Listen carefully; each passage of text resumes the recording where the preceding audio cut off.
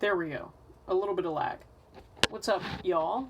I am back with I think this is my 4th attempt at making a video of me unboxing my new Godzilla figures, of which I have 2. Both are the King of the Monsters Godzillas. This is the only one that you will probably be able to see because my phone is not acting appropriately for its age. My audio is cutting out, my video is cutting out, and I'm trying to keep these as short as possible. Under 10 minutes, if I can. And that time goes by relatively quickly when you have nothing to do and no one to talk to. So, let's get started with busting this fucker open. This is the Godzilla from the very newest Godzilla movie, which is King of the Monsters. He is the quote-unquote Shin Godzilla that you saw probably in my last video. And if you're wondering why I'm wearing nothing but a bra and have my hair up, it's because it is 90 degrees in California, and I am sick of this shit because I am too fucking old. So if any of you live in the Midwest, my knife just flew across the room. Let me know, and I'll come stop by in the next couple weeks. But this is another NECA window box figure, which looks really fucking cool. This one especially, got this at a Target for MSRP, so I only paid about 20 bucks for it. And that's about how much I've paid for every single one of these other figures, which is to say MSRP. Don't go to something like Toy Wiz, just check your local Target, go a couple miles out of the way to go to another Target if you don't find one in stock, because paying over $30 for these figures is a little wild, especially if you have state taxes and things like that to worry about. They're not so amazing that you need to collect every single one of them and spend an exorbitant amount of money. But, oh, wow. He comes with some shit, girl. Oh, we come with 2 things of plastic. We come with a splat, and we come with the actual figure itself, which looks pretty fucking rad, so let's get right into it. Let's dig into this twisty. Which, this knife is not as sharp as I would like it to be, so, you know, we're not going to be doing as much damage with that as I would like to. But let's see where the rest of these are. We got a big black one, and then we have a couple little small ones here that usually I can just pull through and, you know, we'll be fine, but, like, let's see. We have the, give me the knife here, so. Don't attempt the knife techniques that you see here. I am a professional amateur knife handler, which is to say I have more experience in almost poking my eye out with something like this than you do, most likely.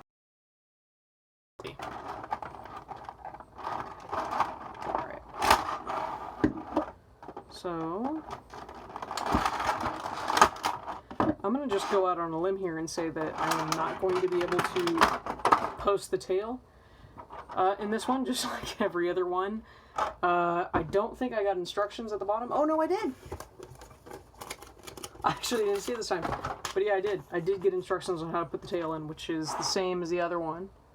Warm water for 20 seconds. Like, how about you just make it fit? How about you don't make your shit cheap in China enough to where I have to account for your variabilities in machining the goddamn figure? But, I mean, that's fine. I understand. I get it. Ask for too much at $20, right?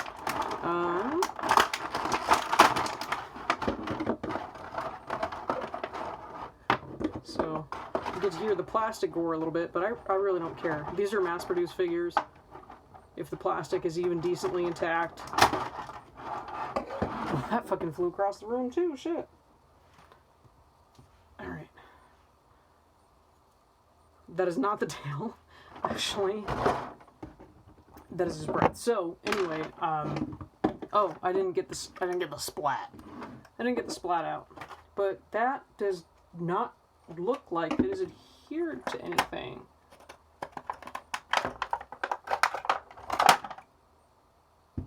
Which is the case, which is true. There's the splat. So, let's see.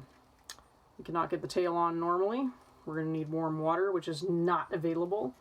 But again, Godzilla has a really long tail because the movie makers, I'm assuming, were trying to make him somewhat anatomically correct to say he obviously has to have a huge base in these birthing thighs, big ass tail. small head, little arms in order to do his Gojira thing. So let's give him his breath and see. I actually really do like the design for the new Godzilla more than I thought I would after seeing the movie and everything. Okay, so let's see. How does it go? Oh, there we go. So it's supposed to go like this. On like a display, like on a stand, obviously, but since I don't have that, we're not going to do that. But that is Godzilla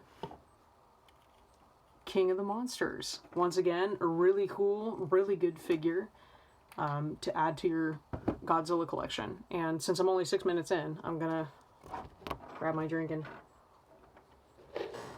take a sip real quick and also show you what I was not able to show you before, which is the original Godzilla King of the Monsters and the new Godzilla King of the Monsters. Close his mouth a little bit. So you're separated by about 65 years worth of history here, which is pretty cool. The very first Godzilla movie that I saw was Godzilla vs. Mothra, so I obviously have a really close connection with that. I did not see the original Godzilla probably for another 3 or 4 years after that, and granted, I was also, I was still really young. My dad was the one who was really into Godzilla and got me into it, so needless to say, I'm obsessed with it. And if you follow Magic the Gathering, like I'm sure you do, if you're a friend of mine, Ikoria has kind of had me on the hype train for Godzilla because he is licensed by Hasbro. So, gotta make that money. And you absolutely will when it comes to someone like me. So, those are my latest figures. Hoping to maybe get some more, but that's all I got right now. So, hopefully everybody is staying safe, not going to the beach right now, especially with dozens of other people. Try and find somewhere to go where nobody else is, and kick some ass. So, I will see you when I eventually get another Godzilla figure, and that's all.